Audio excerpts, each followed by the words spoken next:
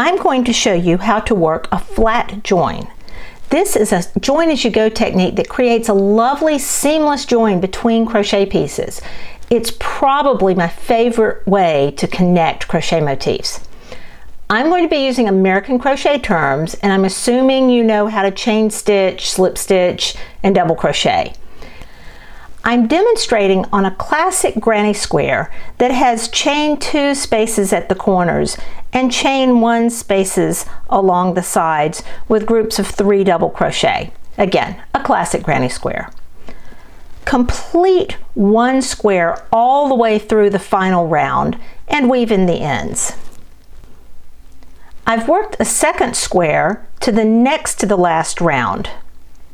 So I have 1 more round to make here. As I crochet the last round, I'll be joining it to the previous square along one side. I'll be connecting the corner spaces to corner spaces and side spaces to side spaces. Begin by starting the last round in the regular way.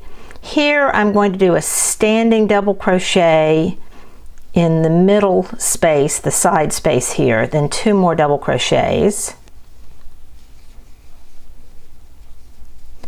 chain 1. Now I'm at a corner. I'm going to be joining a corner to a corner here, so I'm going to begin by doing half a corner. That's 3 double crochets, and then chain 1. So that's half a corner. But now I want to join this corner to this corner. I'll pull up the loop on my hook just a little bit longer than normal and set it aside for a minute. I'm taking my hook out of my work, you see. Now I'm going to pick up the next square that I want to join to, and I'm inserting my hook from front to back, from the right side to the wrong side, through that space where I want to join, and then pick up my dropped loop and pull it through. I didn't chain, I didn't do a slip stitch, I just picked up the dropped loop and threaded it through. Let me do that again. Drop the loop from my hook, made it a little bigger than normal. Go in right side to wrong side, front to back, through that place where I want to connect them, then go in and pick up that loop, put it back on my hook and pull it through. Now I can tighten this loop just a little bit. I don't want it too tight. I'll do another chain 1 to finish my corner, and then put 3 more double crochets into the corner chain space of my current motif. So here I've done 1 connection. I've connected the corners. And now I'm just working on my blue motif, or my current motif. It's time to do a chain 1. And again, I want to join now. I want to join this chain 1 space to this chain 1 space.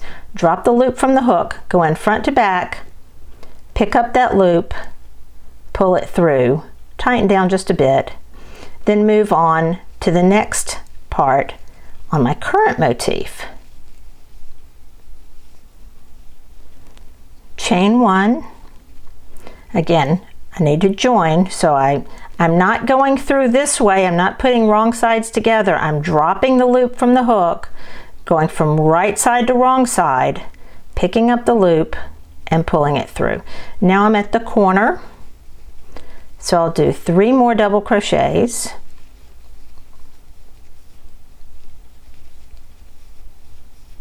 chain 1, flat join, chain 1, and complete my corner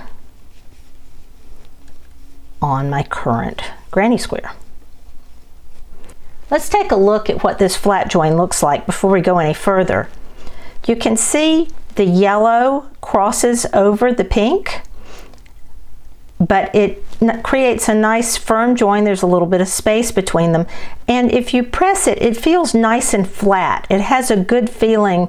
It's not too lumpy or bumpy here. So I really like the way that looks. Try it in different colors and see if you like the way it looks as well. What I can do now is, just as with any join as you go, motif, I'm just going to continue working around to finish my granny square. If you'd like more crochet instruction like this, subscribe to my YouTube channel. Check out the links in the video notes for other ways you can find me. Thanks for watching.